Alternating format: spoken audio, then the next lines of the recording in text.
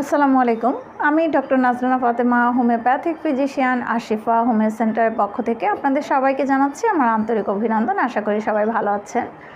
আজকে খুব কমন একটি বিষয় নিয়ে আলোচনা করব। বিষয়টি হচ্ছে দাঁতে ব্যথা। বিভিন্ন সময় বিভিন্ন কারণে মানুষের দাঁতে ব্যথা হতে পারে। এই সমস্যাগুলো কি আসলে উপরের সমস্যা নাকি গভীরের কোনো সমস্যা, এটি কিন্তু আমরা কেউ বুঝতে চাই না। অনেকেই মনে করেন যে হোমিওপ্যাথিক চিকিৎসা ব্যবস্থায় দাঁতে ব্যথার কোনো ট্রিটমেন্ট নাই। আসুন আজকে আমি অনেকগুলো কেস আপনাদের সাথে একই ভিডিওতে শেয়ার করব।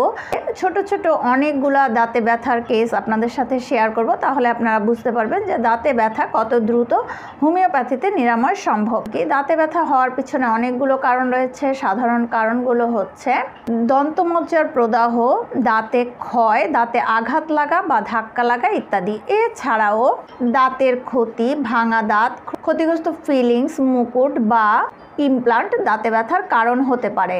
গহ্বর বা ক্যারিজ ক্ষয় এনামেল এবং ডেন্টিনে প্রবেশ করে, যে কারণে দাঁতে ব্যথা হতে পারে। মাড়ির কিছু রোগের জন্য দাঁতে ব্যথা হতে পারে।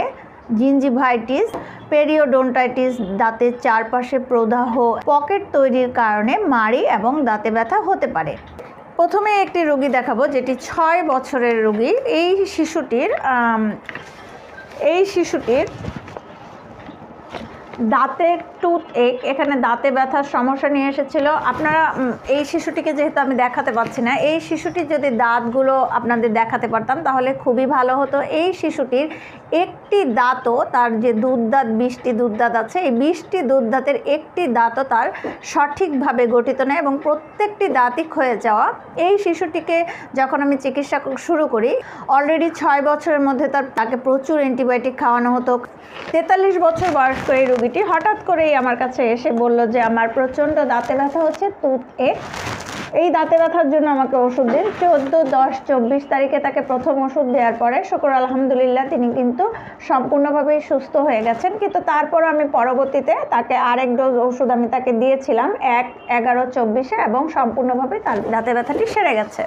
রিসেন্ট যে রোগীটির কেস দেখাবো, এই রোগীটি 60 বছরের একজন মহিলা রোগী। তার যে প্রধান কমপ্লেনটি ছিল দাঁতে প্রচণ্ড ব্যথা, এবং আমি তাকে একবারই ওষুধ দিয়েছিলাম 2-12-24 তারিখে। আজকে হচ্ছে 9-12-24। আলহামদুলিল্লাহ তিনি যেহেতু আমার পাশাপাশি থাকেন এবং তাকে যেহেতু আমার দেখার সুযোগ হয়, আমি দেখছি তিনি কিন্তু দাঁতে ব্যথার জন্য অন্য কোনো মেডিসিন তাকে সেবন করতে হচ্ছে না।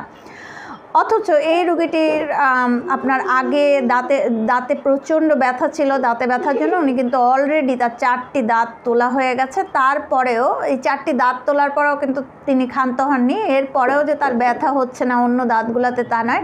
এবং সবচেয়ে মজার বিষয় হচ্ছে, আসলে আমি কিন্তু তার দাঁতে ব্যথার চিকিৎসা করেছি তার যে মেন্টাল সিমটম, এই মেন্টাল সিমটমটি নিয়ে। শুকর আলহামদুলিল্লাহ, যেহেতু তার মেন্টাল সিমটমটির প্রায়োরিটি দিয়েই আমি তাকে দাঁতের ওষুধ দিয়েছিলাম, সেই জন্য তিনি কিন্তু সম্পূর্ণভাবে দাঁত ব্যথা থেকে তো মুক্ত হয়েছেন। তার মাঝখানে ঠান্ডা কাশিরও খুব সমস্যা ছিল, তার কনস্টিপেশন ছিল।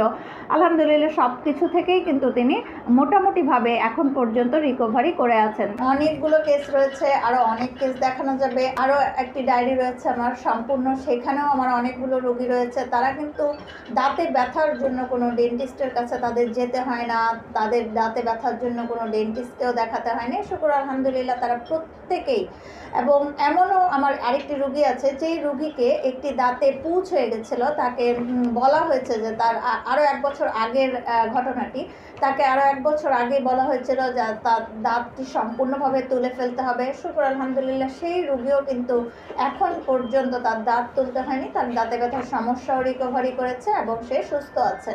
আমি আশা করি বোঝাতে পেরেছি যে যারা মনে করেন হোমিওপ্যাথি এই বিষয়ে বা এই গানের উপর কাজ করে না, হোমিওপ্যাথি এই ব্যাপারটির উপর কাজ করে না, এই রূপটির উপর কাজ করে না, তাদের ধারণাটি, তাদের যে ভুল ধারণা, এই ভুল ধারণা ভাঙানোর জন্যই আজকের এই ভিডিওটি। আশা করি সবাই বুঝতে পেরেছেন যে হোমিওপ্যাথিক যদি লক্ষণ ভিত্তিক সঠিক মেডিসিন হয়, তাহলে প্রত্যেকটি অর্গানের উপরই হোমিওপ্যাথি খুব সুন্দরভাবে কাজ করে।